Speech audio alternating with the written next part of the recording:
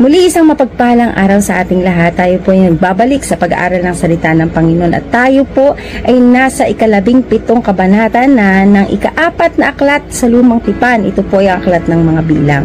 Subalit bago po tayo magpatuloy, tayo po muna ay dumulog sa isang panalangin. Panginoon naming Diyos na makapangyarihan sa lahat, muli po kami nagpupuri at nagpapasalamat sa inyong kapangyarihan, sa inyong kabutihan, Panginoon, na patuloy po naming nararanasan. Dalangin namin, Lord, na sa aming pag-aaral lang yung salita, mas makilala namin ang lawak at lalim ng pag-ibig mo, Panginoon. Let your Holy Spirit be upon us, Lord, to convict us, to correct us, to teach us, and to train us into righteousness as you have promised, Lord. Salamat, Panginoon. Naniniwala kami, Lord, na patuloy niyo pong ibibigay sa amin ang mga panibagong mga mensahe, Panginoon. Ang mga bagong revelasyon, Panginoon, ng iyong mga salita. Salamat, Lord. We give you glory and honor in the mighty name of the Father and of the Son and of the Holy Spirit. Amen. Verse 1. Sinabi ni Yahweh kay Moises, sabihin mo sa mga Israelita na ang pinuno ng bawat lipi ay magbigay sa iyo ng tig-iisang tungkod. Yan. Isusulat nila ang kanilang mga pangalan dito. Ang pangalan ni Aaron ang isusulat mo sa tungkod ng lipi ni Levi sapagkat bawat pinuno ng lipi ay dapat magkaroon ng iisa lang tungkod. So, dito, although maraming nire-raise na leaders ang Panginoon, but still, meron pa rin siya itatalagang isa na pinaka-leader, no? And yun yung laging representative. Kagaya sa loob ng church, marami tayong leaders. We have administrator, we have treasurers, but still, yung direct command ng Panginoon still ay ginagawad niya talaga, ibinibigay niya directly sa kanyang mga manggagawa, sa kanyang mga pastor, no? Sa kanyang talagang itinalaga. Okay, sabi dito, isa lang, no, sa bawat pinuno, no, isang tungkod lang. So, verse 4, ilalagay mo ang mga tungkod na iyon sa loob ng tol ng tipanan sa harap ng kaba ng tipan, sa lugar kung saan kita't kinatatagpo. So, ibig sabihin, kung 12 tribes sila, so, 12 na tungkod, no, yung dadalhin doon ni Moises. And then, verse 5, ang tungkod ng taong aking pinili ay mamumulaklak. Sa ganoon, matitigil na ang pagrereklamo nila laban sa iyo. So, dito gusto ni Lord magpakita ng evidence, no? Gusto magpakita dito ni Lord ng pruweba na kung sino talaga yung kanyang direkta. Kasi, alam niyo po, kapag tayo ay driven by our emotions, no?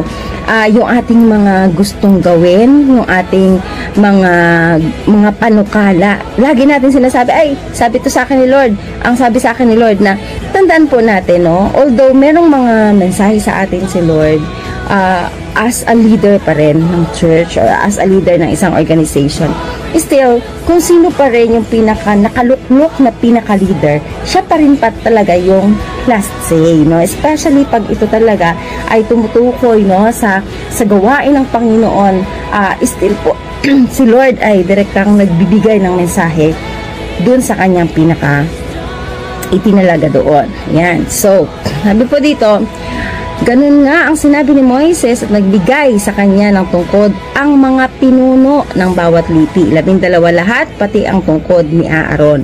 Ang mga ito ay inilagay ni Moises sa harapan ni Yahweh sa loob ng toldang tipanan.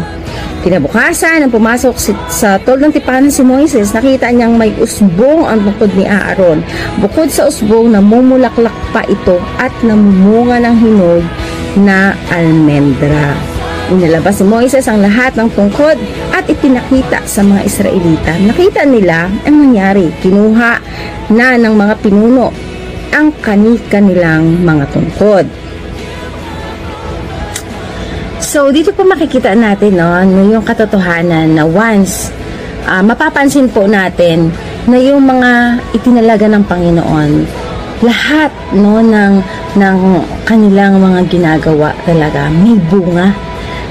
Lahat ito nagpo-prosper kasi walang makakahadlang sa plano ng Panginoon. At yung plano niya ay nangyayari, no, sa tulong, sa pamamagitan ng kanyang mga lingkod, no.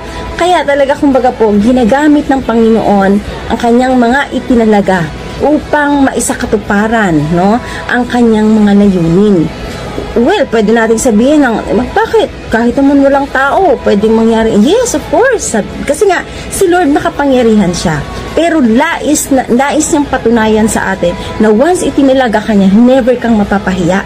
Kasi once na itinalaga ka ng Panginoon, kung ano yung sinabi ng Diyos, walang makakahadlang. Walang pwedeng makakontrol, no, ng sitwasyon. Ganyan po si Lord.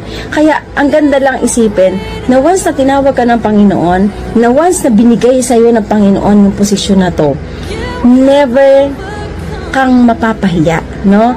At hindi niya hahayaan na kumbaga disqualify ka, or hindi niya hahayaan na sa pamamagitan ng mga pangit na salita ng ibang tao, sa pamamagitan ng panlilibak ng ibang tao, sa pamamagitan ng paghadlang ng tao, ay hindi mangyayari yung ginawa at sinasabi ng Panginoon. Tandaan po natin, kapag yan ang plano ng Diyos, kapag yan ang ginusto ng Diyos, walang sinuman, no, ang pwedeng makahadlang. Kaya nakita natin dito, no, doon sa mga tungkod na inilagay nila sa kaban ng tipan, pinakikita ng Panginoon, pinatutunayan ng Panginoon, kung pinili ka niya, lahat ng gagawin mo, lahat ng meron sa'yo, lahat ng tools na ibinigay niya sa'yo, magpa-prosper. Lahat ng tools na binigay niya sa'yo, mamumunga, mamumulaklak, no? Magkakaroon ng result. Ayan. Verse 10, sinabi ni Yahweh kay Moises, ibalik mo sa harap ng kaban ng tipan ang tungkod ni Aaron upang maging babala sa mga naghihimagsik. Mamamatay sila kung hindi sila titigil sa pagrereklamo. Ginawa nga ito ni Moises ayon sa iniutos ni Yahweh. So, ibig sabihin dito, ginawa ito ng Panginoon para masigla ng takot, no, ang mga Israelita na palalo, no, na gusto nila na same yung kanilang maging authority. Gusto nila na kung ano yung sinasabi, kung ano yung ginagawa ng kanyang mga pinili, ganun din, no, ang kanilang magawa, no, same power, no, same authority, sabi ko nga kanina. Verse 12, sinabi ng mga Israelita kay Moises, mapapahamak kami, mauubos kaming lahat. Kung mamamatay ang bawat lumalapit sa tol ng tipanan ni Yahweh, mamamatay kaming lahat. So, grabe, no, yung instead of repentance, instead of makita natin sana dito yung pagnanais na kilalanin, no, yung pagpili ng Panginoon, pagtatalaga. Ito talaga yung naging respond nila, no.